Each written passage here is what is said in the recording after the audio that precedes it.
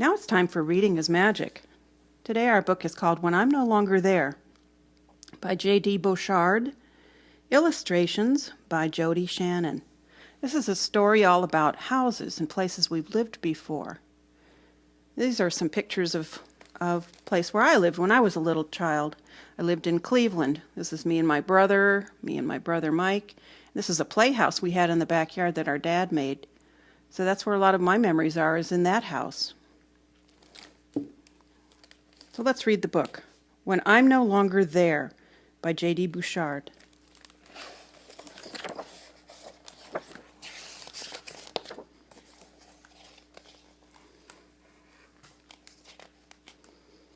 Well, that house is my house, as she has been for years. She's seen my health and my heartache. She's seen tidings and tears. I usually find myself yearning to be back at home.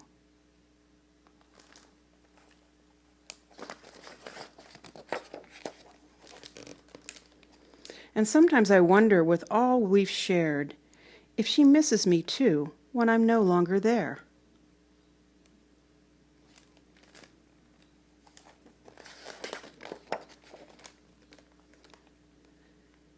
When I'm out for the day, she sits like a stone, quiet, introspective, majestic, alone. The bird still plays on the perches, the cat still sleeps in her chairs, but nothing much happens when I'm no longer there. See the kitty cat?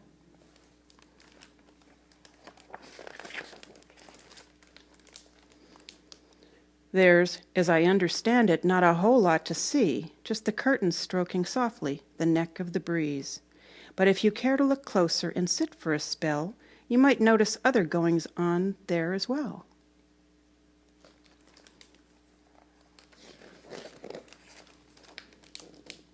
The sound from the passing cars quietly falls, and the shadows from the trees outside dance on the walls.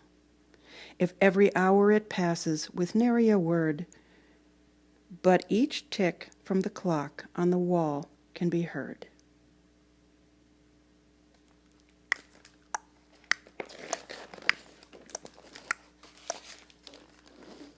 There's an occasional moan from the wind in the flue, and the flowers in the vase drop a petal or two.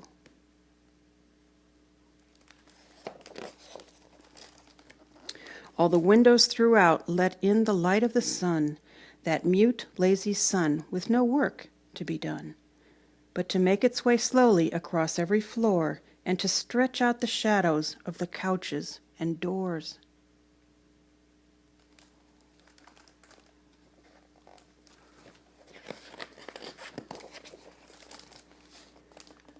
The dust falls like snowflakes, and it gathers like birds, and makes its way through the rooms in thin, wispy herds.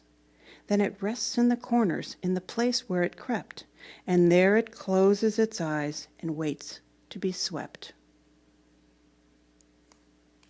It's funny to think of dust as a thing in your house that's waiting for something, isn't it?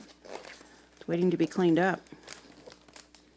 The dishes are dark where the cabinets hide them. The drawers remain closed with their secrets inside them.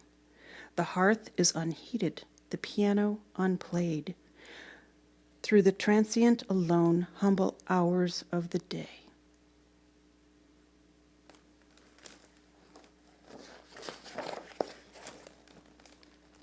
The dining room table, too patiently waits, and it waits and it waits for more napkins and plates, and bowls filled with hot food of every color and size, and laughter and stories and plates piled high.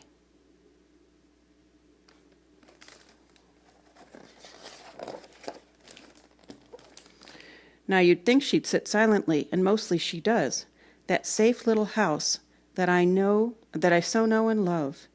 But if you could be there, I imagine you'd hear some sounds from within, too, that have accrued through the years.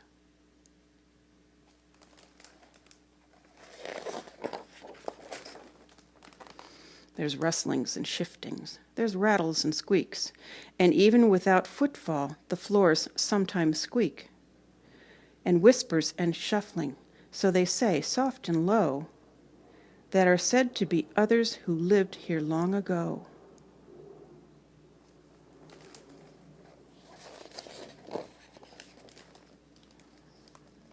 Are they people? Not exactly. At least ones that are seen, but there's past and there's present and there's places in between. But this house, when it's empty, echoes laughter and light from days long gone past, and at least maybe it might.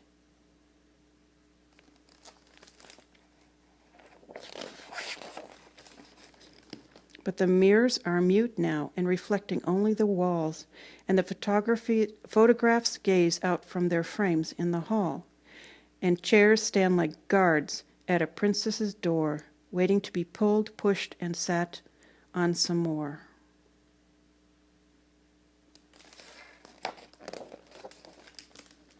And to picture her like this makes me feel sort of strange, sad, bewildered, and hopeful all at once for a change.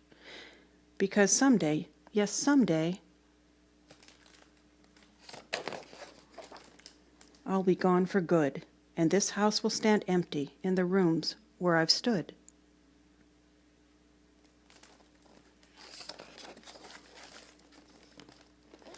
It'll be bought, no doubt, by new tenants again, and the holes will be filled of the places I've been. And I'll be one more echo, a souvenir, so they say, the shadow of a memory when they've left for the day.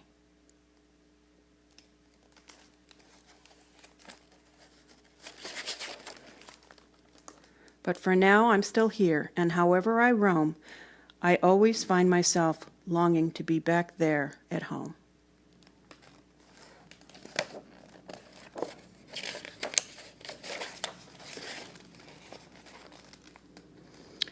So with all I've imagined, I'd like to believe that she's sitting draped in quiet, and she's waiting for me, holding most of her breath in, still warm and alive, and listening from her eaves for my car in the drive.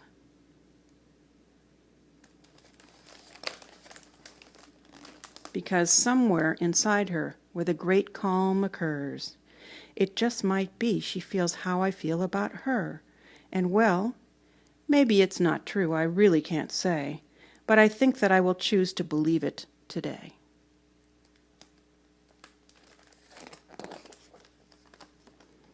And I just have to wonder if you wonder or care what your house chooses to do when you're no longer there.